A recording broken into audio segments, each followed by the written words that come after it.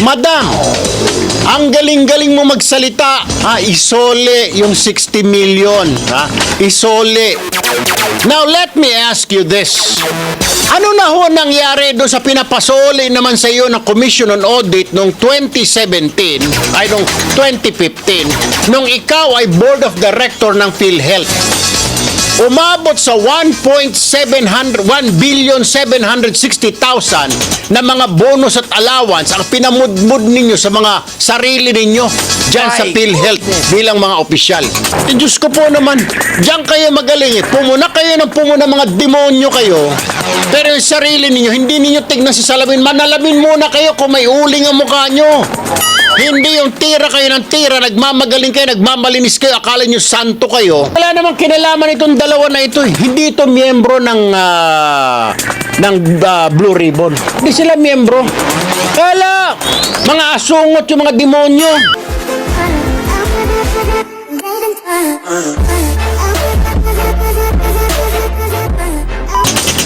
Alright. Ikaw naman, Ontiveros, mapunta tayo sa inyo. Ganon din, Bukas yung linya ng aming telepono so that you can explain. BOSSING. Alright? Kung ayaw mong tawagin kitang bossing, Madam, Senator BOSSING, you can call our landline. But please, can you please tell me and tell my listeners, ito mga nakikinig sa atin, nanonood sa Facebook. Madam, ang galing-galing mo magsalita. Isole yung 60 million. Isole. Now, let me ask you this.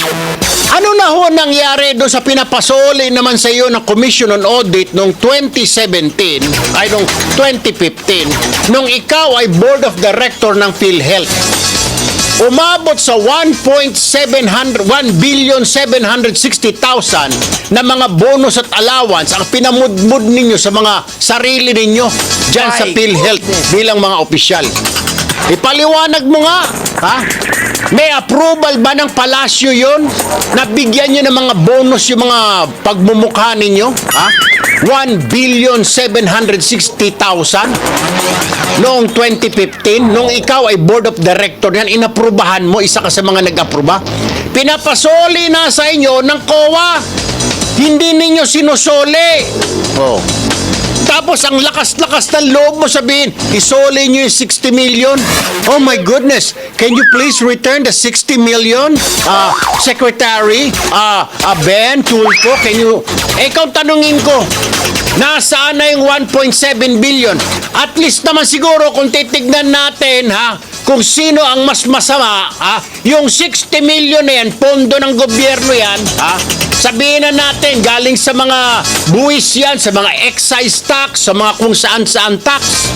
Yung sayo na 1.76 billion, kontribusyon yun ng mga miyembro ng PhilHealth, ugok. Pandagdag yung panggamot yun. Kaya pala pag yung buntis magpa-check up, hindi tinatanggap ng ospital. Kasi wala sa PhilHealth noon. Bago lang yan Nung maupo na si Duterte, pwede na yung buntis gamitin yung kanyang PhilHealth para makapagpa-check up. Nung panahon ni Pinoy, bawal. Paano bawal? Paano? Kagaya niya kontribusyon. Ginamit niyo pang bonus sa mga sarili niyo, mga hinayupak kayo. Bibigyan niyo ng lalaki na ng sweldo niyo, bibigyan niyo sarili niyo ng mga bonus allowance. Sige, 1 milyon yung mga gago. Mga board member. Samantalang mga nagkakandakuba ng mga Miko, mga Maiko, mga Tomas, mga anak nila. Pagpa-check up, Diyos ko po, hindi mapa-check up dahil walang benepisyong mahita sa PhilHealth. Sige nga, Senador Ontiveros, sagutin mo nga, ma'am. Bakit mananahimik ka? Magaling ka lang magpuna-puna ng mga isoli nyo yung pondo 60 million. Ikaw ngayon tanungin ko, nasaan na yung 1,760 million na pinamudmud ninyo sa mga sarili ninyo bilang opisyal ng PhilHealth noong 2015? Nasaan na? Pinapasoli na sa inyo ng COA, subalit hindi pa ninyo sinusoli. Bakit, ma'am? Quits na lang ba? Dahil senador ka na? Hindi naman po pwede. Kasama rin ho ako nag-contribute. Miyembro po ako ng PhilHealth. Nagbigay din ho ako doon. Itong katabi ko si Engineer Mariscotes. Yung sa harapan ko si Engineer Tom Anacta. Nag-contribute din dyan. Correct ka dyan. Pinamudmud ninyo sa mga sarili ninyo yung mga contribute namin. Ngayon, hinihingi namin, ibalik nyo. Ibalik nyo. Ay, kontribusyon namin yung pera namin yon, madam. Oh, hindi yun ordinaryong pinagkukuha sa mga excise tax, mga VAT, mga kung ano-ano. Sa kontribusyon ho namin, sa sweldo namin na kinakaltas buwan-buwan ng employer.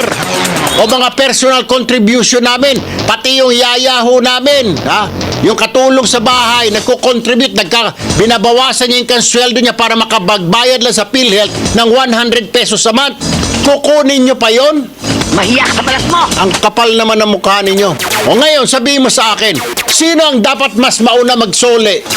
Yung 1.1 billion 760 million o yung 60 million? Ay, yung 60 million talaga namang may papeles, may dokumento. Yung 1 billion, madam, 1.7, may dokumento ba? May papakita nyo ba kung saan pumunta? Magkano ang tinanggap mo? Pwede po ba, Senator Ontiveros, ipakita mo kung magkano kinita mo? Diyos ko po naman, diyan kayo magaling eh. Pumuna kayo ng pumuna, mga demonyo kayo. Pero yung sarili ninyo, hindi ninyo tignan sa salamin. Manalamin muna kayo kung may uling ang mukha nyo. Hindi yung tira kayo ng tira, nagmamagaling kayo, nagmamalinis kayo, akala nyo santo kayo. Mga santong kabayo kayo, mga hinayupa kayo. Ito naman Trillanes, ha? Tumigil ka na nga para ka. Mabuti pa nga yung mga kaibigan ko, mga miyembro ng LGBT community. May mga isang salita, totoo yung sinasabi. Ikaw, hindi ko alam kung anong community ka, miyembro kang, hinayupa ka. Hindi tatanggapin si LGBT community yung gago na yan. Siguro sa demonyo community, tatanggapin ka at sinungaling. Ay, di ba, ilang beses sinabi ng Pangulo na sinungaling yung lalaking yan? Sinabi ko raw na nakinabang ako 150,000 a month dyan sa DOT. Ulol! Tinanong mo ako kung magkano ang sinisweldo ko, di sinabi ko 150. Ngayon sasabihin mo sa interview kanina sa isang istasyon na Dilawan, 150 inamin ni Erwin Tulfo na 150 ang nakinabang siya monthly. Ulol! Lita ngayon, ulol. Sus Mariosep. O ngayon, oy, Ontiveros, oy, Trillanes, antayin ko ang tawag nyo, maski hanggang matapos tayo alas 12. Nakabukas ang linya ng ano yung telepono. Ano yung mga telepono, Salome? Ito ang pwede niyong tawagan. O kahit kung hindi kayong abogado nyo nila, kung natatakot kayo, Trillanes, kung naiihi ka ngayon sa panty mo, ay panty brief. O ikaw, Ontiveros, kung naiipot ka ngayon sa tibak mo, ito, pwede mong tawagan, 924-2620. 920-0437 at 929-0441. Ha? Sagutin, kung talagang matapang kayo, ngayon kayo naman ang pumunta sa teritoryo ko. Pumunta ako sa teritoryo nyo kahapon, bit-bit ko yung yagballs ko. Ngayon, Trillanes, kung talagang may yagballs ka, patunayan mo na lalaki ka at hindi ka binabae, ikaw naman ang tumawag sa amin. Ha? Kung wala kang bayad, pahiramin kita. Pahiramin kita. Oras, alas 10:21 ng umaga, bayan. Diyan lamang ho kayo, ha? Ang tabayanan po natin, ang tawag po ni Senador Trillanes at Risa Ontiveros, ako naman ang magko-cross-examine sa inyo. Kahapon ang gagaling nyo magsasalita, akala nyo. Pasalamat kayo, nandun si Senator Gordon eh. Hindi pa ako tumas eh, pinipigil na ako Senador Gordon eh. Sasabihin ko sana eh, salita ka ng salita, gawa ka ng gawa ng kwento, nasanay ka kasi walang pumapalag sa'yo. Nasanay itong buang na ito eh. Nung pinagalit-pagalitan, minura-mura niyo si General Angelo Reyes dati, naalala mo, kaya nagpakamatay yung mama. Ganun-ganun na lang, walang respeto. At saka yung mga iba pang mga pumupunta dyan sa Senado. Ay, di kagahapon, hindi nakaporma ito, kaya pinangunahan ko na eh. Doon sa opening statement pala, sabi ko, inaantay ko yung tanong mo. Dahil marami akong bala, ungas. Baka mapahiya ka. Kung may bala ka, may bala din ako. Oh. Ngayon, ikaw, Ontiveros, yung ang mga tanong mo, late ka kasi, purong lagi kang late. Kaya dapat itawag sa'yo, the late Risa Ontiveros. Lagi kang late. Daldal ka ng daldal. Sinabi na nga ni Senador Gordon na hindi ako kasama. Pinipilit, but Tulfo Brothers will have to return it. Anong i-return nga? Bakit ako magre-return? Hindi nga ako kasama doon. Ikaw kaya muna, i-return mo muna yung 1 point, yung kinita mo sa 1,760 million na bonus ninyo sa PhilHealth. Ikaw kaya magsoli nun. Anak ng kagang ka. Wala na kayong pinagkatandaan. Akala ko dati pag senador pag naboto sa Senado matatalino. May mga bobo rin pala. At ito po yung dalawang pinakabobo. Marami naman silang mga dilawan, di ba? Doon mo makikita na stand out ito sa ibang mga dilawan. Yung ibang mga dilawan, in fairness, sila Kiko Pangilinan, sila Senator Drilon, si Bam Aquino doon din, umalis din. Kasi talagang walang makita Wala naman talagang tinitignan nila ng mga dilawan. Wala namang talagang makitang makaso. Ang pinag-uusapan yung conflict of interest. Pero ganun pa man, hindi po si Senator Gordon na magdi-decide yan ng ombudsman. Ang pinagpipilitan ng lukulukong Trillanes by plunder. Oy, kaya nga sabi ko kahapon, huwag ka nang magsalita. Shh! Isiper mo na yung bibig mong hinayupa ka. Sampahan mo nila ng kaso. Total, may kaso naman sa ombudsman. Ba't hindi ka mag-antay? Diyos ko po naman tirada ninyo. Wala namang kinalaman itong dalawa na ito. Hindi ito miyembro ng Blue Ribbon. Hindi sila miyembro. Kala, mga asungot yung mga demonyo. Yung iba mga miyembro hindi na nga sumipot dahil alam nila wala naman, walang kaso. Conflict of interest lang nga pinag-uusapan. Diyos ko po. Nasasagutin naman sa korte. Ay hindi, kailangan talaga pumunta ni Trillanes at Ontiveros. Siguro talagang gusto lang makaganti sa akin. No problem. Trillanes, bakit umalis ka kagad? Di pa tayo tapos kahapon, nagulat ako Pagkatapos magsalita, sabi ko sana ba yung buo? Akala ko tumai lang. Kasi parang napapatay, nagmamadali pagkatapos magsalita. Your Honor, tapos umalis, nagmamadali. Akala ko tumai ka lang, anak ng baka, hindi ka na bumalik. Inaantay ko magsagutan tayo Pinasagot mo ako, konti, pinigil pa ako ni Senador Gordon. Sasabihin ko sana, tumigil ka na nga, mahilig kang mag-imbento-imbento. Pangulo, inimbento mo ng kwento, pamilya niya, ang dami mong inimbentong kwento.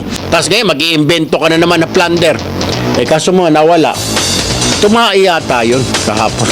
Siguro, napatay. Ikaw naman, Ontiveros, ngaw-ngaw ka ng ngaw-ngaw. Late kang dumating, iha. Late ka dumating, BOSSING. Sana kung maaga-aga ka BOSSING, naintindihan mo.